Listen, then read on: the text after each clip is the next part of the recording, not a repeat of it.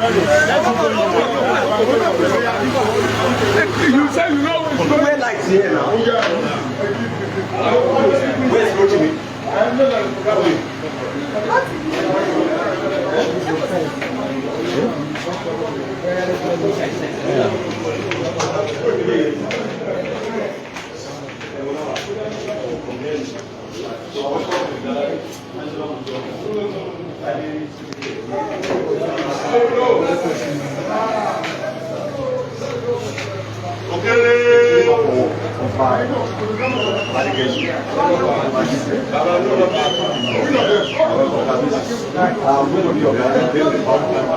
The gallery here is arranged in 76 sections for easy access. What we have here are ethnography and files. We are talking the exhibition to the gospel of Amity. The first section, the team is binding guys in Nigeria. The first section here is about we are trying to reduce the father before the white man came. The black man. For example, here we have this number one on this place rock shelter that is created as a community after Coronation township. It is called Iwere. See their life and share. What we have there is the fact is that our forebears are things at time hosts and games. This role tradition I've done narrated was what this professor got here, the Professor Tostan Shaw has that made it to visit the place and excavated a lot of objects from that vicinity. Very present to the fact that life has been existing within that place for time immemorial. For example, the picture that number 3 and 4, part of the skeletal remains of some people that were buried there in the past. So we showcase the fact that before the Iron Age, our forebears were living with what they had around them. They were making hands made with what they had around them. Like you see pottery fragment there. They were using clay pots to cool, to fresh water, a lot of things. So by prevention, the black man have been developing before the white man came. Still talking about development, over here we have what called terracotta. This terracotta, this type are found at the northern part of Nigeria, and this one is from Ife. As you can be seen, the naturalistic approach of the Ife artwork.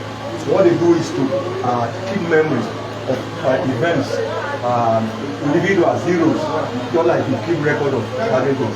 And another thing we are showcasing here is the creativity and the ingenuity of our forebears. Besides, without the influence of the white man, they were able to extend the lifespan by firing it. So these are terracottas. We have the pictures of the fourth director general of the museum here. Then was called the Museum Antiquity Department. We have one of the greatest sculptors in our here. This is the picture of the Olu. Both of them in conjunction with Ogunoye, the second, and the were instrumental.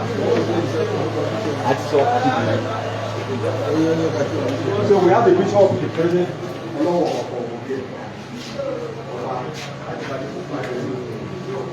All of them were instrumental to the establishment of this museum.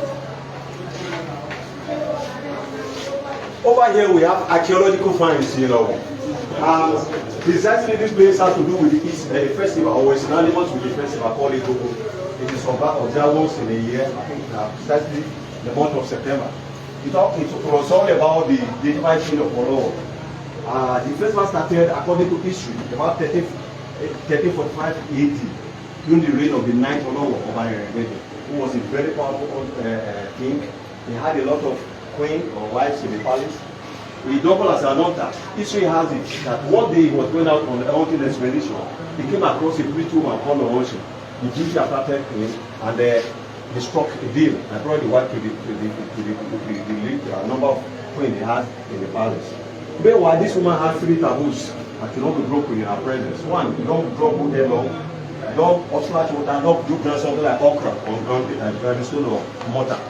So because of the preferential treatment, according to the school of thought, being given to that Oroshe, the latest Olori, the rest Oloris conspired together to break those taboos right before her, and she angrily fled the palace. So the king came and organized a search party to fetch her. These are the able men. They organized the search party. So during the festival, you will see this group reenacting the sash. So, when the king organized them to fetch her, they trailed out to a group called the Bulaga, which, according to one school of thought, that she told them she was not ready to come back with them to the palace. She was identified a human being that they should go to the husband every month of September. They should carry out some sacrifices and to avert pestilence and the evil on the world. And that was how the festival started.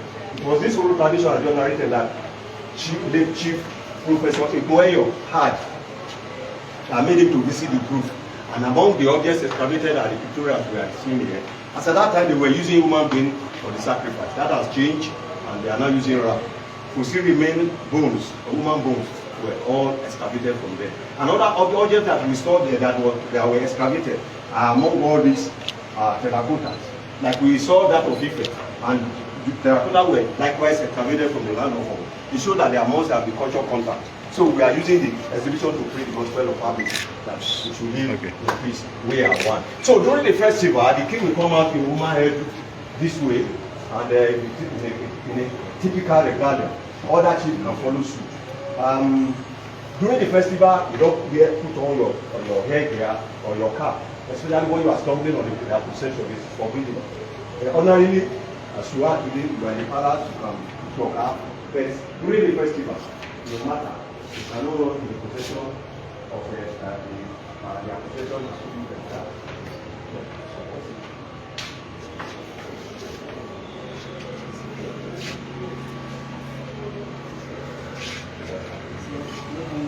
It's either maybe here or maybe yes.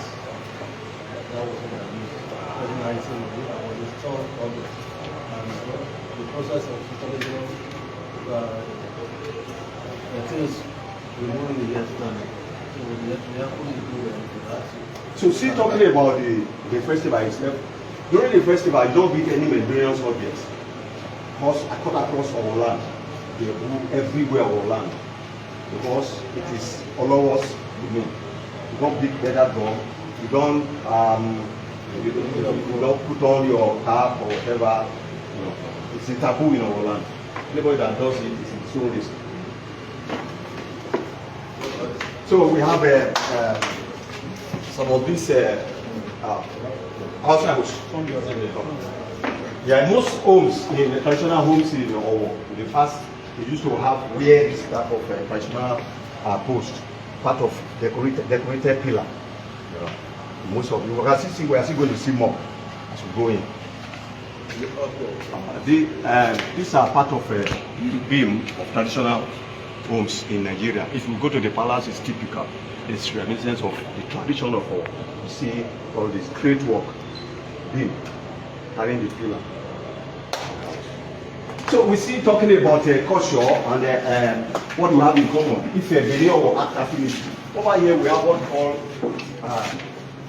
coral beads. These are not synthetic beads, they are according from the depth of sea. We have Ife or Benin. They are for personal adornment during socio-cultural ceremonies. You know, likewise we have the bangles. Like as it is here, this is Ife or Benin. They are putting on. You see, during the festival, among the designated chiefs, you see them putting on around these bangles. And come see them walking majestically. See, talking about what we have in common, those are the concretes or the bricks. Over here we have the house post, I feel narrated over there, done by Gbadegesin Akérèdọ́lù. This is called the work joined together. This is a lot of hill and work upon manually here. It's an artifact done by Gbadegesin Akérèdọ́lù. Like I did see over there, they are carrying the big, it is the pillar, decorated pillar of most of the traditional homes and in the past, especially in the palace. The beam will be on it. We are showcasing the use of beads here to tell us the commonality or similarity among our royal fathers. This one of the kings in Benin, Oba Atuwatse II, and he did it as Olowo. We are showcasing the use of beads. It deduces the fact that they must be sharing, they must have been sharing the same progenitor, hence they are having the same regalia like this. Showcasing the use of it, as you can be seen how they elaborately do it on their blouses. We have the brass bells. They are found on the shrine of our forebears to arouse the spirit of their deity. We have the concrete behind us. Another house post done by Lady Iwere. We have ram head concept. You know, in the past, our forebears, before now, the predominant religion was the traditional religion. The Mohammedanism, Christianity was not that dominant. So our forebears, they had a lot of shrine all over the place, in the palace, in the quarters, individual homes. And what we are going to find on their shrine predominantly are ram heads. They believe ram head is a symbol of strength, justice, and authority. So in part of objects for worship, we have that of Ife. This is Ife, Terracotta head, or the name. We are having divination Kapayo. In fact, this is elephant tusk. They are used to arouse the spirit of their deity in their shrine. Another house post. We have the concrete of those divination, elephant tusks. Yes. We are showcasing here peculiarity in the artwork of Ife, the name, and this serration of the head of the chain. This is Ife, the name. We are saying we have a lot of owners. We are one. That is gospel of amity we are preaching here. Another, within one of their treatment is this keylog. In the artwork, within artwork. This is objects excavated from the Bulaja having keylog. We are saying a lot of cultural affinity among these various cultures. We have another house post done by Lady Iwere. Over here we have ceremonial swords. Ife, Benin and Owo. The ones on the wall are often used to, in our head there's what you call Ajibade. When you want to bury your loved one, either your father, maybe some days to that day, you will take some streets, announcing the imminent burial of such a person. You will go with the sword. We call it Ajibade. But these ones on the floor are often used by the king to make pronouncement. It says, in those olden days, it says, that woman, you are too pretty for this your husband. As today, I consecrate you. Everybody, including the husband, will say, car means you. Nobody seeks to regress. We have a lot of commonalities with the Edo, the whole Edo. For example, there's a place in Okada. They speak predominantly Owo. They call them Use, they are Use, Owo. They speak Use. So we have a lot of things in common. So we should get the same xenophobia celebration. I've spelled it as concrete of these pictorials.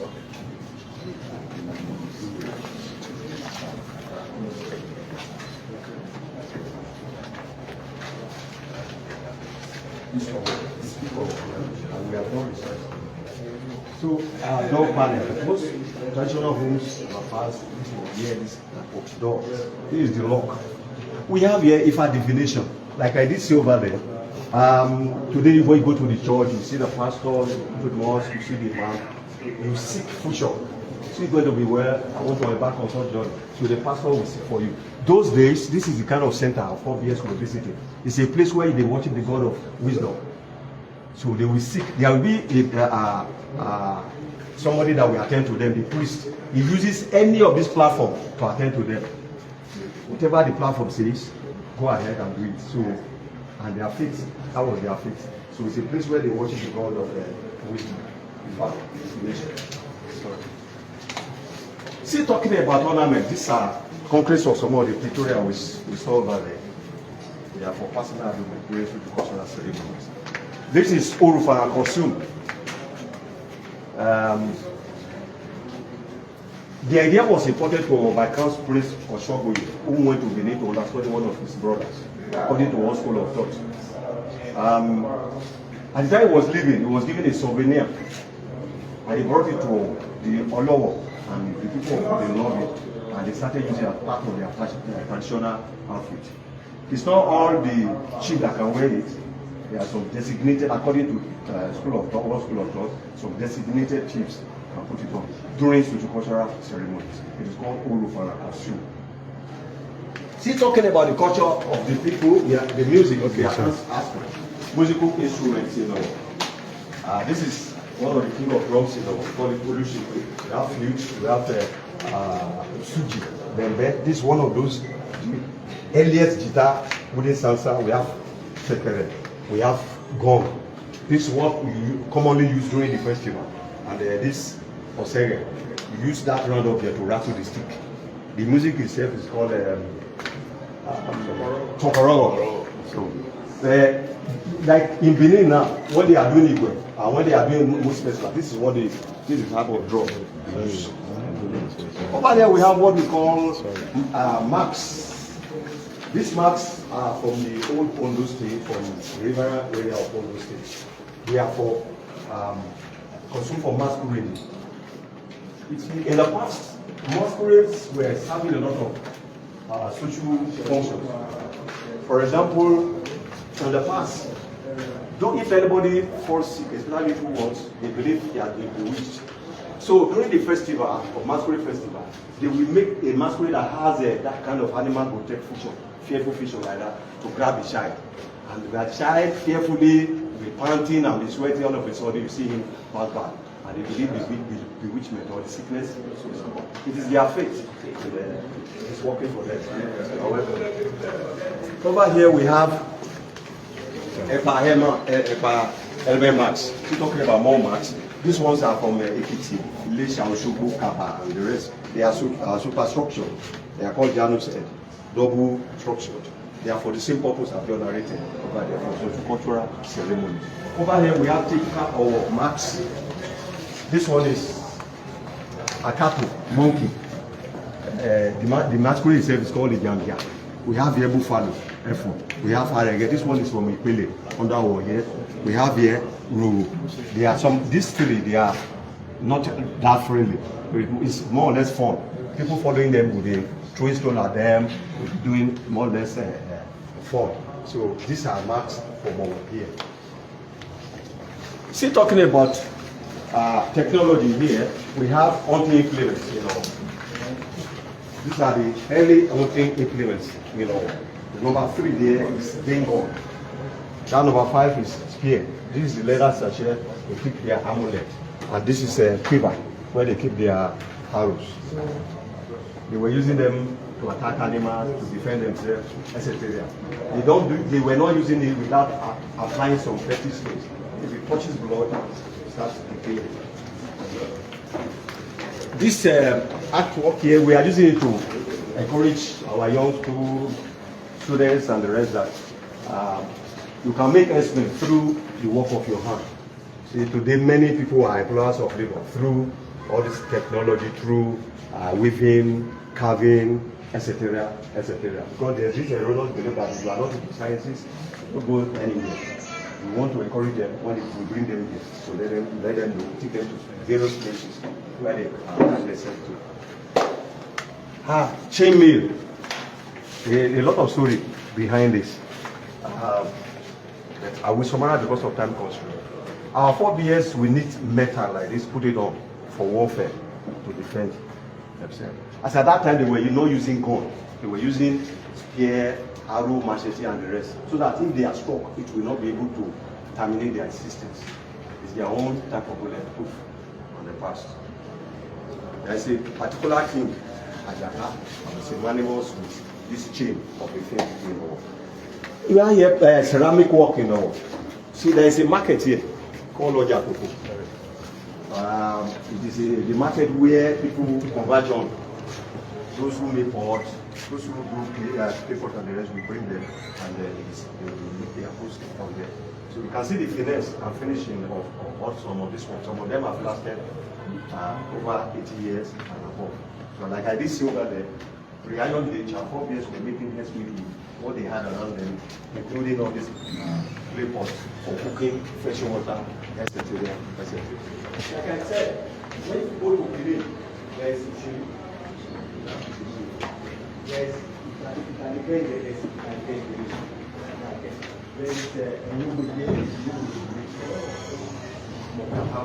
we are one. That is what the museum is to this. Over here we have the costly statue of the variety. Kulojo, Itetu. That's why I said it's Itetu, Shirushe, because we were cautioned that it's about. No, that's the real name. So it is Shirushe carries Shirushe. The peculiarity about this work, this cloth, is everything about it is locally made. The thread, the weaving on a local loom like this. There's no foreign material. It is used for socio-cultural ceremonies. Hardly any Owo indigene. We don't have this one. Even this cap, it's a symbol of unity.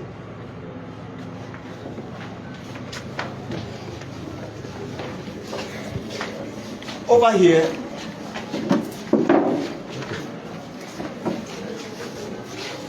here, our forebears believe that life is in a circle.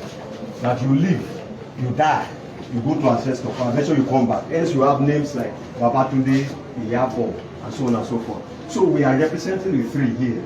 We use that masquerade as a life because it is about life. It's a very peaceful masquerade. As can be seen in the picture here, the children flanking this one on either side. It means that it must be a friendly one.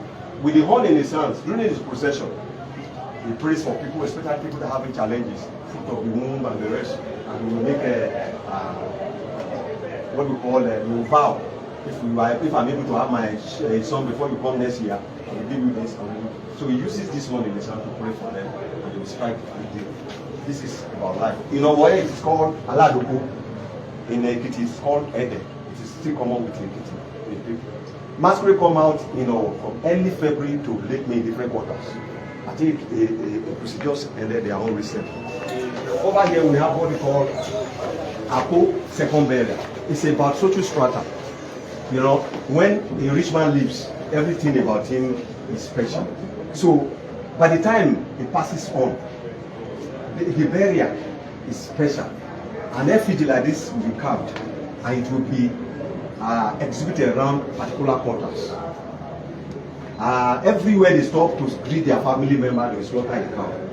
To the poor man, it's not pocket friendly, but it is. And another thing in the past, or his maid servant will be buried with her to keep that chiefly position she assumed when she lived. Peradventure, sending them here, fetch water for me, go to market for me. So they used to bury their maid servant with them. This is Ako second burial. Finally, over here, there is ancestral shrine. Like I said over there, in the past we have them all over the place, like the place with churches and mosques. So the people, the faithful, will converge on such shrine to worship their God. There will be a priest running the affair. So it can be seen, ram heads, symbol of power. Joseph, you see, woman having horn, believed to attack, to defend them, and to attack on their behalf. Besides, if anybody has any important thing to keep, like money, like will be brought to the place, just like purpose of bank to deposit it. So the way we see, they are objects they use for watching, and nobody there touches it. Kabisi, this is about the length of our talk. This what is it called?